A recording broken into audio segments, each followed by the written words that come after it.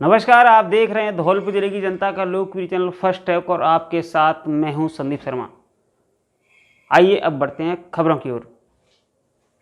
प्रदेश के मुख्यमंत्री अशोक गहलोत गरीबों का घर बसाने में लगे हुए हैं, लेकिन धौलपुर में उनके ही कारिंदे गरीबों का घर उजाड़ने में लगे हुए हैं।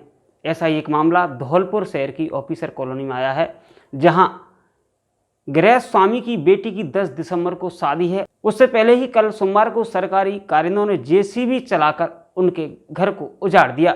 इस दौरान मां बेटी सहित पूरा परिवार गिड़गिड़ाता रहा, लेकिन अधिकारियों ने एक नहीं सुनी और जेसीबी चला दी।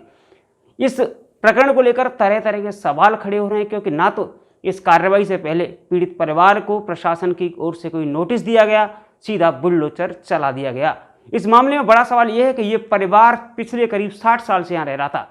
अगर ये अतिक्रमण था तो अब तक ये अधिकारी कहाँ सोए हुए थे, और ये अतिक्रमण था भी तो ये कार्रवाई जब उसकी बेटी के हाथ पीले हो जाते तो 10 दिन बाद भी हो सकती थी। ना तो 10 दिन में यहाँ सरकार का मेडिकल कॉलेज बनना था और ना ही कोई अन्य विकास कार्य होना था। जब 60 साल से अधिकारी सोए हुए थे तो 10 दिन क्यों नहीं रुक सकते थे।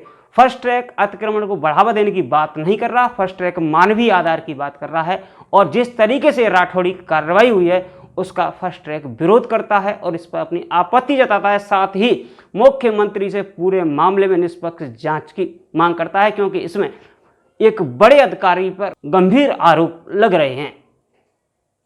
ये पूरा मामला क्या है उसको हम आपको दिखाएंगे। उससे पहले मुख्यमंत्री जी, आप उस बेटी की पीड़ा सुनी है जिसके 10 तारीख को हाथ पीले होने हैं। उस माँ के आंसू देखिए जिसको अपनी बेटी के 10 दिसंबर को हाथ पीले करने हैं। आइए देखिए हमारी पूरी खबर।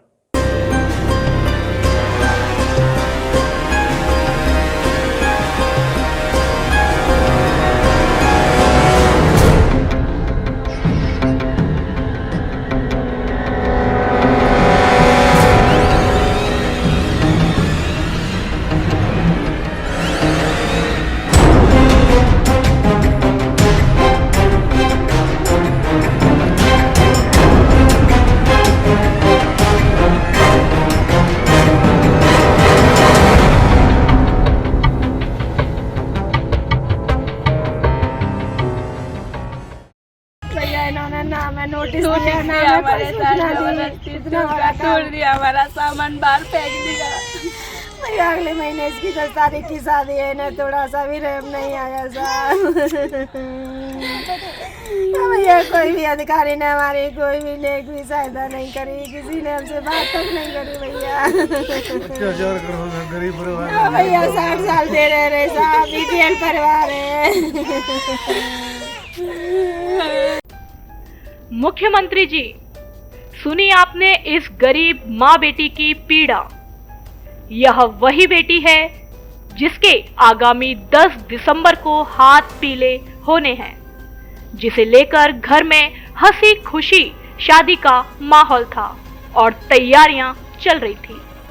लेकिन सोमवार को आपके सरकारी कारिंदों ने इस परिवार की खुशियों को जेसीबी चलाकर उजाड़ दिया। उसके घर को अतिक्रमण बताकर तोड़ दिया गया और घर का सामान तहस नहस कर दिया, जिससे परिवार अब सड़क पर है, जिसमें छोटे छोटे बच्चे भी शामिल हैं। माना कि ये घर अतिक्रमण का हो सकता है, लेकिन पूरे मामले में आश्चर्य की बात यह है कि यदि ये अतिक्रमण है तो इन्हें पहले नोटिस क्यों नहीं दिया गया। डायरेक्ट इनके आशियाने पर बुलडोजर कैसे चला दिया।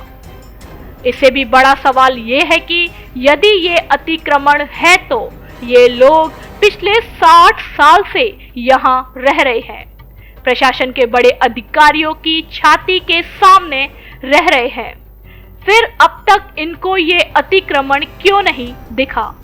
और अतिक्रमण हटाना ही था तो कल सोमवार को ही क्यों हटाना जरूरी था।